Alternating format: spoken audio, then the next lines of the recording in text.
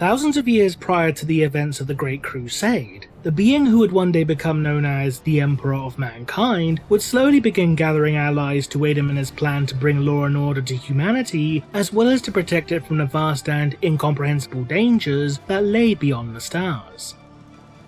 These allies not only included ordinary humans, such as scientists, geneticists, and politicians, but also unique and powerful beings known as Perpetuals, individuals who were, much like the Emperor himself, for all intents and purposes, biologically immortal. Following the events of the Age of Strife, humanity's numerous colony worlds would become cut off from one another thanks to an increase in warp storm activity, making interstellar travel an incredibly dangerous, if not impossible, undertaking. Civilization upon Terra, the very cradle of humanity, would begin to break down, resulting in the rise of the techno-barbarian warlords. The future master of mankind, with the aid of the geneticist ArhPriest, will create legions of genetically enhanced super soldiers to aid him in subjugating the many warlords of Terra so that he could begin uniting all of humanity under his banner. The resulting conflicts would come to be known within historical records as the Terran Unification Wars.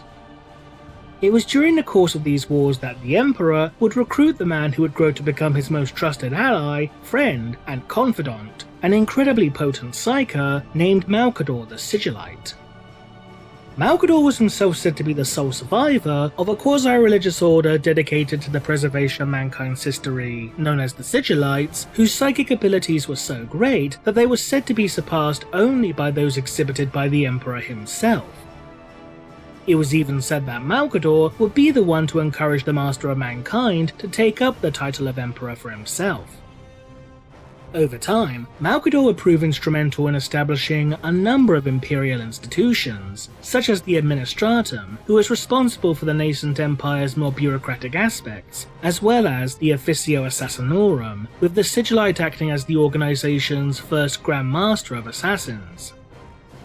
Eventually, Malcador will be appointed to serve as the Regent of Terra, giving him the authority to speak in the Emperor's stead should the Master of Mankind ever be absent, making him the second most powerful and influential person from a political standpoint within the entire Imperium.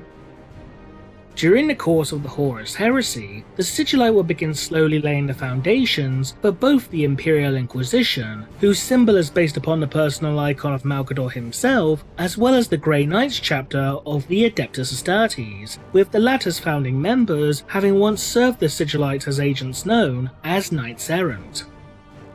Malcador would also serve as a member of Terra's War Council, acting more or less as the Emperor's de facto representative, due in part to the fact that the Emperor was himself concentrating his efforts in harnessing the rampant, uncontrollable energies of the Golden Throne in an attempt to prevent a warp tear created by Magnus the Red, the Primarch of the Thousand Suns Legion, from enveloping Terra itself. When the Emperor launched his assault upon the Vengeful Spirit, the flagship of the arch-traitor Horus Lupercal, it would fall to Malcador, as the most powerful psyker present upon the world at that time, to sit upon the Golden Throne in the Emperor's absence. However, the energies of the Golden Throne would ultimately prove to be too much for Malcador to bear, and the Sigilite would meet his end in performing this final task. Nonetheless, Malcador was himself shown to have demonstrated a lifespan that was far in excess of that displayed by a typical human, with the Sigilite being roughly 6,700 years old at the time of his death. This in turn has led some to speculate the reasoning behind Malcador's seemingly unnatural lifespan.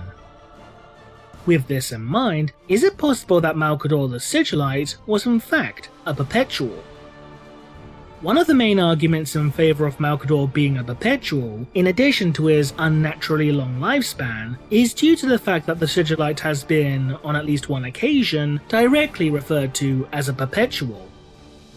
Within the short story The Last Council, Jaghatai Khan, the Primarch of the White Scars Legion, would claim that he knew just what exactly Malcador truly was, as shown with the following quote.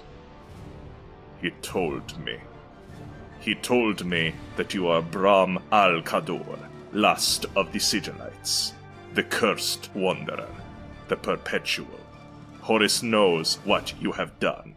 the atrocities that you and your secret order heaped upon mankind during Old Night. There are some legends that even you could not erase, some texts that even the last and greatest technomage of Terra could not burn. Have no doubt, my brother will seek to unmask you before the end. He will reveal to all that the Imperial truth was founded on lies from the very beginning, and that the galaxy cannot therefore be justly ruled by our father, or any who support it. In addition, within the novel Saturnine, a Perpetual named Erda would explain to John Grammaticus, a former agent of the Xenos organization known as the Cabal, how most of the Perpetuals that the Emperor had initially recruited to his cause would, over time, choose to abandon him for one reason or another. As Erda recounted this information to Grammaticus, she would appear to imply that Malcador was himself one of these Perpetuals that had been recruited by the Emperor, as shown with the following quote. Most of us divorced ourselves from his efforts. He was taking risks. One by one, Perpetuals allied to him slipped away. He was glad to see the back of them, I think. He became tired of their objections and weary of their caution. He wanted results. He became angry with minds that could not match his speed of thought and his genius. So most of us left him. They went away, into other lives, or went into hiding, or left the homeworld. A few stayed. The Sigilite, of course. He was always married to the cause. And, as I say, I stayed longer than I should have. While these quotes would appear to outright confirm that Malcador was indeed a Perpetual, there are several pieces of evidence to suggest that this may in fact not be the case. The first of which is that Malcador appears to have physically aged in the time between the Terran Unification Wars and the culmination of the Great Crusade. The Unification Wars were believed to have begun sometime around M29, whilst the end of the Great Crusade and the beginning of the Horus Heresy would occur around 005 M31. As shown within the short story Two Metaphysical Blades, Malcador was heavily implied to have been in his physical prime during the course of the Unification Wars, appearing to be physically younger, fitter, and healthier, in stark contrast to how he would be depicted following the onset of the Great Crusade, as detailed with the following passage. A robed figure makes his way across the unfinished floor. His gait is smooth, his bearing erect, though that too will not last forever. This is Malcador in earlier days, before the many scars and the many wounds come. His cowl is thrown back, and its exposed skin is taut. Unlike the shadows in the smoke, he is distinct, hard-edged. It feels like he has been there for a long time, subterranean and patient. While Malcador was known to have deliberately cultivated the appearance of a frail and elderly man so that others would make the mistake of underestimating him, it was also shown that, over time, as detailed within the novel Vengeful Spirit, Malcador's frail appearance would increasingly become a reality. By the time the Siege of Terra had commenced, Malcador had truly become the tired and haggard old man that he originally encouraged others to view him as. What makes the fact of Malcador being shown to age and weaken so significant is that Perpetuals, once they reach their physical prime, appear to no longer age, or at the very least, they do so at an incredibly slow rate.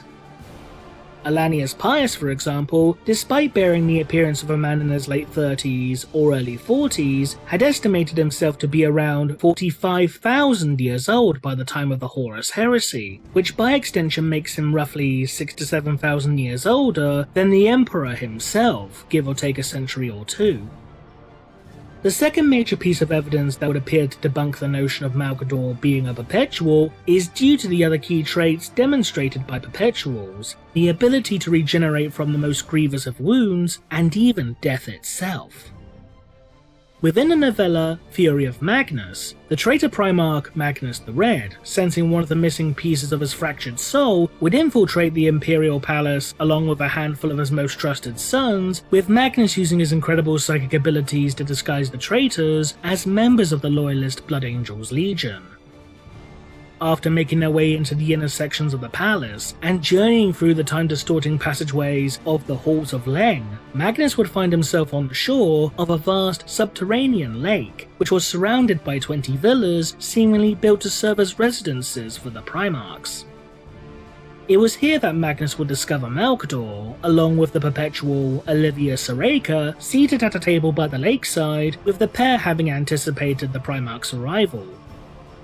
Malcador would invite Magnus to participate in a game of regicide before the two would engage in a surprisingly civilized conversation. Eventually, the conversation would turn towards the final piece of the Primarch's fractured soul, with Malcador revealing that it no longer remained upon Terra. Enraged, Magnus would seize the Sigilite by the throat, demanding to know where the soul shard was, with Malcador stating that he had bonded it to the Loyalist Thousand's son, Revialavada, in an attempt to save the warrior's life. Upon learning of this, the Primarch's fury would become so great that wisps of smoke and intense heat would begin radiating from his body. Lost to his rage, Magnus was unable to be reasoned with the Primarch only returning to his senses when Atrahasis, a legionnaire who had accompanied Magnus on his quest, shot and killed Olivia Soreka with his bolter, despite the Primarch's orders to not open fire unless he commanded it. Magnus would then use his powers to cause every molecule within Atrahasis' body to explode as punishment for disobeying his orders. Seeing that their objective was no longer obtainable, Azek Aramin would then state to his Primarch that they needed to withdraw. Despite Magnus' objections, Aramin would point out that they had nonetheless struck a decisive blow against their foes. Initially confused, Magnus would come to the grim realization that he had inadvertently killed Malcador, having reduced the Sigilite to little more than a charred skeleton. Magnus would then proceed to make his way to the Sanctum Imperialis, intent on slaying the Emperor once and for all. Several hours later, Olivia Soreka, thanks to her perpetuality, would regenerate from her fatal wounds, although Malcador himself would not. Yet before regaining consciousness, the Emperor would speak to Olivia within her dreams, with the Emperor, despite knowing that Olivia had grown to hate him over the centuries, nonetheless asking her to aid him, and by extension humanity, against the forces that threatened to subjugate their very species. Olivia, upon regaining consciousness, would then make her way to Malcador's corpse, before channeling her very life force into the Sigilite's body, sacrificing her life and immortality to resurrect him. This would appear to strongly indicate that Malcador was in fact not a Perpetual, or at the very least wasn't prior to his resurrection at the hands of Olivia Soreka. But if this were indeed the case, then why would Malcador be cited as one by both Jaghatai Khan and Erda? In the case of Jaghatai Khan, who as mentioned earlier would refer to the Sigilite as Malcador the Perpetual, the use of Perpetual in this case may not be in regards to Malcador being an immortal, but may instead be used in a way to simply describe the Sigilite as being an unchanging, long-lasting and ultimately persistent individual due to his long lifespan and influence. As for Erda, it's possible that her statement in regards to Malcador being one of the few who stayed by the Emperor's side is less a reference towards the idea of the Sigilite being a Perpetual, and more in regards to him simply being one of the few individuals that were willing to continue aiding the Emperor in his cause. Because of how powerful a psyker Malcador was noted to be, it's entirely reasonable to assume that the Sigilite's long lifespan may be due in part to his incredible psychic gifts. After all, those psychers skilled in the arts of biomancy are able to manipulate and alter their very biology in order to gain heightened senses, heal any injuries that they sustain, or even render their flesh and internal organs as hard as steel. With this in mind, it's possible that Malcador could have used his powers to extend his very lifespan, allowing him to live for well over 6,000 years. Ironically, Malcador's resurrection at the hands of Olivia Soreka may have in fact transformed the Sigilite into a Perpetual, for bringing an individual back from the dead has been shown to be one of the ways to transform someone into what is essentially an artificial Perpetual, as shown with Cyrene Valantian following her resurrection at the hands of the Dark Apostle, Erebus. But given that Malcador would meet his final death after being consumed by the sheer power of the Golden Throne, we may never know for certain as to whether or not Malcador had indeed managed to become a Perpetual or not. What do you think? Leave a comment below, and thanks for watching.